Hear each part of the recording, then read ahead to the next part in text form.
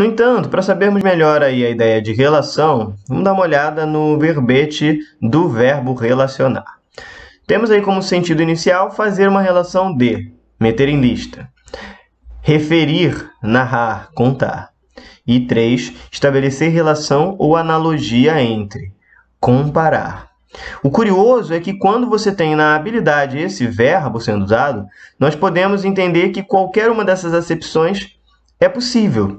Você vai entender relacionar em qualquer uma dessas 3 concepções. Então, temos de analisar esses sistemas no sentido de fazer uma relação entre eles, né, colocando aí o listando. Nós podemos nos referir, nós podemos identificar os momentos em que um se refere ao outro, ou conta algo relevante ao outro, referente ao outro, e também nós podemos criar as analogias, ou seja, criar comparações entre eles, encontrando semelhanças e diferenças.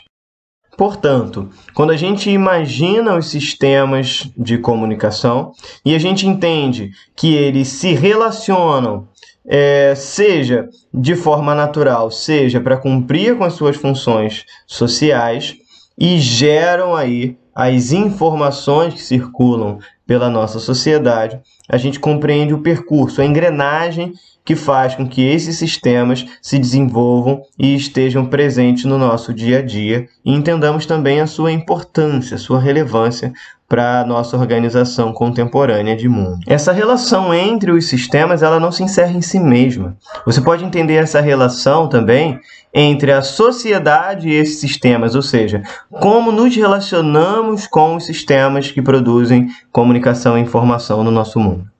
Essa relação, muitas vezes, pressupõe uma noção de código moral ou código ético que precisa ser respeitado para que a comunicação se estabeleça dentro do plano do aceitável.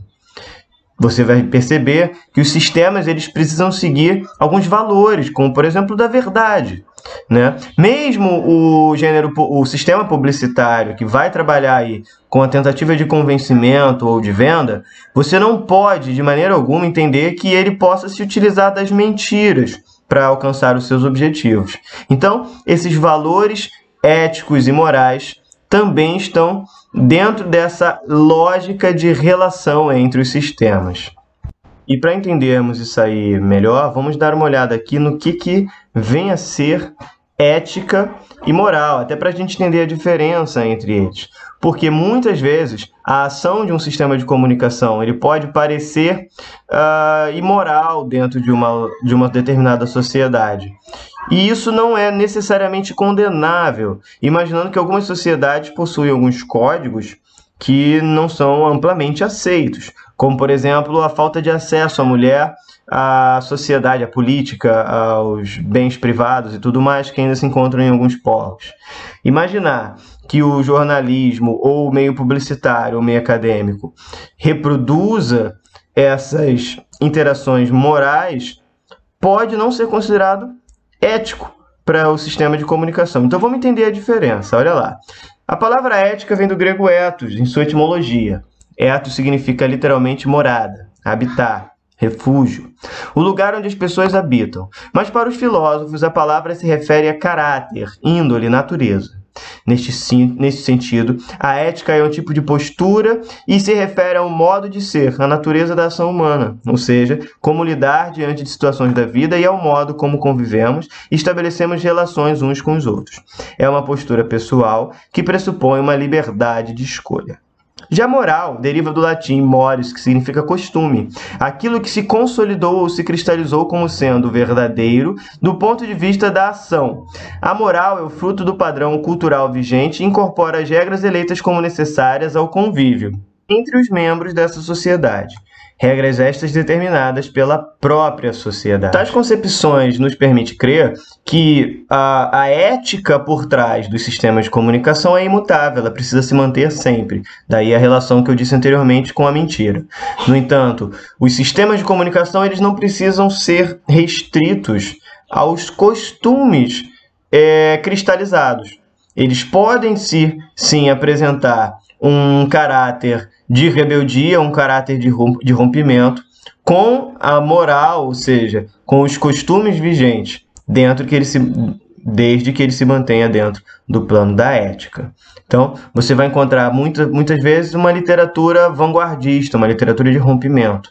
Você vai encontrar inovações no campo da publicidade, como quando, por exemplo, ele tira a necessidade da formalidade na produção e na linguagem, né? Certo slogan publicitário pode trabalhar fora da norma padrão para alcançar os seus objetivos. Isso não era aceito no passado e passou a ser aceito mais recentemente. Isso mostra esse poder de ruptura que os sistemas podem absorver para si. Logo, a relação entre ética e moral é que a ética é uma postura pessoal que parte da escolha das ações de melhor convivência.